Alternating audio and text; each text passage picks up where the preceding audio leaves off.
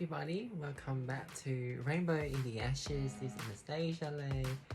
I guess this is the second letter I have for the second letter for men in the mini series of various letters towards different communities of the society that I've had a lived experience with, just through observation as well. Or many of the conversation I've taken part of. So for men, or cisgender, heterosexual men, or bisexual men, and then the gay community, and there would be one special or two special episodes for my trans folks, and especially women of trans experience. So let's talk about internalized transphobia and misogyny. You may think, especially to men, you may think there's no correlation, there's no direct connection between the two, but I can safely assure you that the way you treat and the way you react upon seeing somebody who would be cross-dressing, who would be transitioning, especially at an early stage in their life, so that they don't appear living stealth, is really a demonstration of the way you perceive the women in your life. Because let me ask you something. If you see somebody who was born assigned male at birth, who is dressing up as a woman or outside of the social norm, and somehow within you, you get so triggered, you get a bit angry, you get a bit irritated, perhaps before you start to hurl some insult or giving some uncomfortable stare at that person, just pause for a moment and ask yourself, why would I be mad at somebody who hasn't done anything that hurts me? And why is it so wrong for somebody who was born assigned a specific gender wanting to be the opposite? Is it because I think women are the inferior kind? Is it because I see that my mother cannot be compared to my dad? My mother can never be at the same level as my dad. And ask yourself again, is it because I value my brothers over my sister? That they deserve more, they're worthier? Ask yourself that. And then ask yourself, if I don't see those things, then why am I angry? Am I angry because it doesn't fit with my own understanding? Or am I angry because they are just so bold, they just choose to live their lives? And again, I'm gonna reiterate this.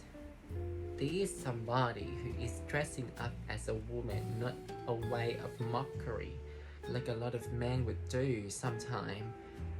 It happens, with men where they would dress up as a woman just to have fun at bachelor party, stat night, and things like that. So ask yourself those things, do I truly think that? Well, if you think so, then all of these feminist movement, they have certain meanings, and they have some very valid reason to keep on happening. Men hurt women, personally to me, men hurt women because they are hurt themselves, and the sad thing is they are not aware that they are hurt. And then so they go on and on, in the system that created supposedly to benefit them, but at the end of the day, they are also the victims, you know. And then they just go on and keep hurting people, keep pushing people away, keep pushing their children away, keep pushing their partners, keep pushing everybody away from them, and not knowing why. And I truly feel sorry for you because you are not aware of that. The system, the patriarchy system designed not only to benefit you, but also to distract yourself and everybody from thinking deeper. The daily grinds exhausts you and drains your mental capacity so much that after work, all you want to do is to have some alcohol, get drunk, get wasted, and and sometimes just like go on holidays and not thinking so much more about life, about the reality of it. Like the whole system really just they are just designed to distract you. All this financial incentive, all these holidays. Like how many of you, say, oh, I'm gonna do some soul searching by traveling overseas and see the world. But then how many of you actually came back? How many of you actually just go and get so carried away with relaxing to compensate with the time you lost? Wasting your body away at the desk. Of course men do hurt women, but hurt people, and I cannot stress enough of that. And secondly, another thing I want to address is the usage and the way you guys open your mind up towards changes in the society or towards any social progression, social movement. Of course, after hours and hours sitting at the desk and looking at the computer screen or seeing different people and using so much of your mental resources to really to establish certain security, financial security, you wouldn't have the time to absorb all of the things that the society has gotten to. At drinks, or at like catch-up dinner, you would talk about Counter-Strike, about Warcraft, Age of Empire, or or I just stole an ice cream truck and run over and then having a race with the police, on GTA. It's just so hard for me to get over Athena in Gods of War. And so, and you guys never get to talk deeper issues. You had exchanging this sort of conversation. You guys have not been conditioned to think deeper, to have this sort of conversation with each other, to share. And I feel like it's quite unfortunate.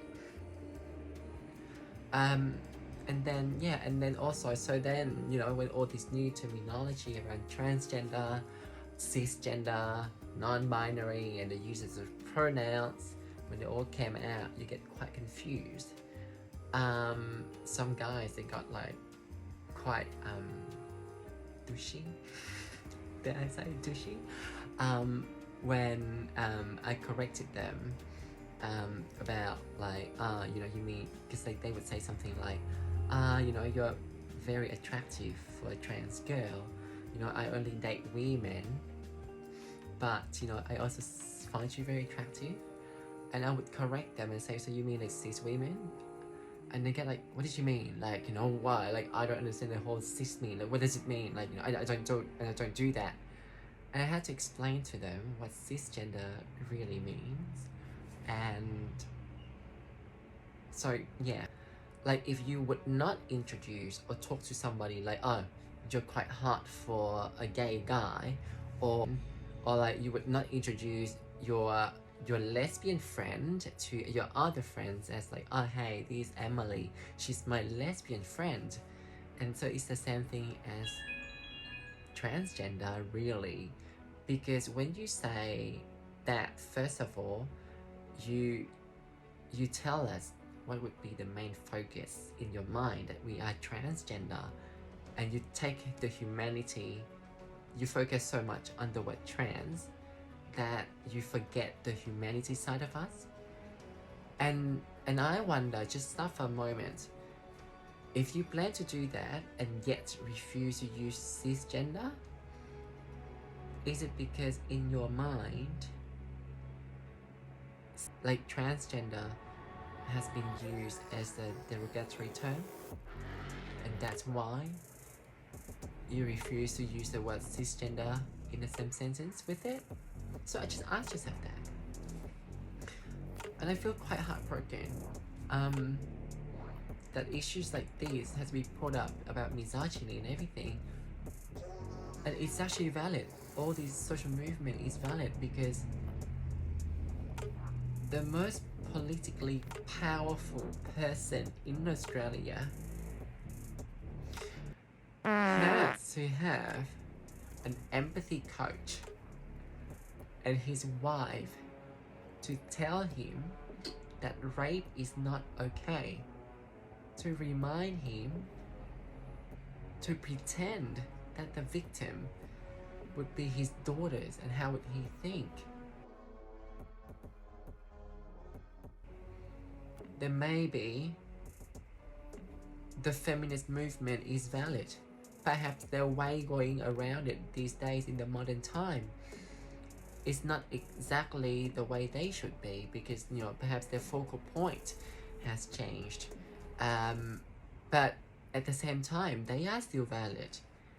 And so start having conversation that is real. Just if you can really spend time strategically beating each other on Warcraft, then maybe use a bit of that time, talk about real issues and really address things like, well, we shouldn't say that to, Pete or whoever, because that's just wrong.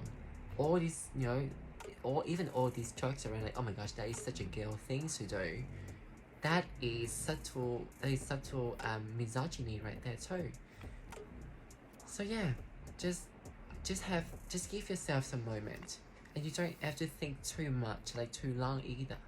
Just, I ask you, I beg you to let this sit with you a minute a day and have conversation that matter.